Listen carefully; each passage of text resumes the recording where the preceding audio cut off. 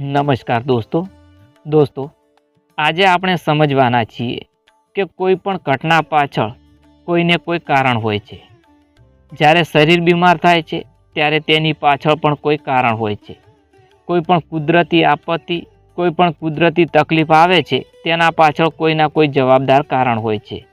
એવી જ રીતે માણસના મગજમાં પણ એવું જ છે। માણસનું મગજ પણ બીમાર થાય છે, માણસનું મગજ પણ થાકે છે, માણસનું મગજ પણ દુઃખી થાય છે।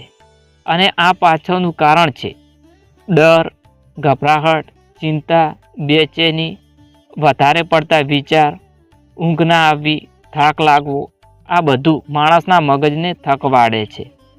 અને માણસના મગજ થાકવા પાછળનું સૌથી મોટું કારણ છે અસંતોષ।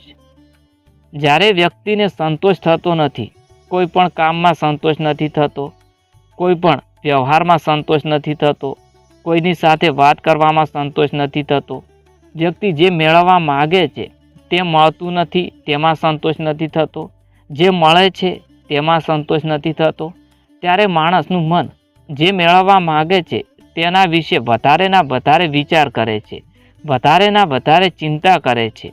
જ્યારે કોઈ પણ સફળતા મળે એ તો કુદરતના હાથની વાત છે, કોઈ પણ ઘટના થાય એ તો કુદરતની વાત છે। કોઈ પણ વ્યક્તિને સફળતા મળે તેના પાછળ કુદરત જવાબદાર હોય છે, કોઈ પણ વ્યક્તિ સાથે કોઈ પણ ઘટના થાય તેના પાછળ કુદરત જવાબદાર હોય છે, જેને આપણે ભગવાન કહીએ છીએ। હવે માણસને સફળતા નથી મળતી એ તો કુદરતની ઈચ્છા છે, પણ માણસ કહે કે મારે આ સફળતા જોઈએ જ છે અને તે સફળતા નથી મળતી, ત્યારે માણસ સતત મહેનત કરે છે, સતત વિચાર કરે છે, સતત ચિંતા કરે છે, સતત ડરતો રહે છે। આ બધું કરવાથી માણસનું મન થાકી જાય છે, તેને કહેવાય છે માનસિક પરેશાની। પણ મિત્રો, જે મળે છે તેને સ્વીકારી લેવું એ જ કુદરતી નિયમ છે। જે મળે છે તેમાં સંતોષ રાખો તો મનને શાંતિ મળે છે, જે મળે છે તેને સ્વીકારી લો ત્યારે મન શાંત થઈ જાય છે। ભગવાન કોઈને કશું ખોટું આપતો નથી, આપણને ખબર નથી હોતી, પણ ભગવાન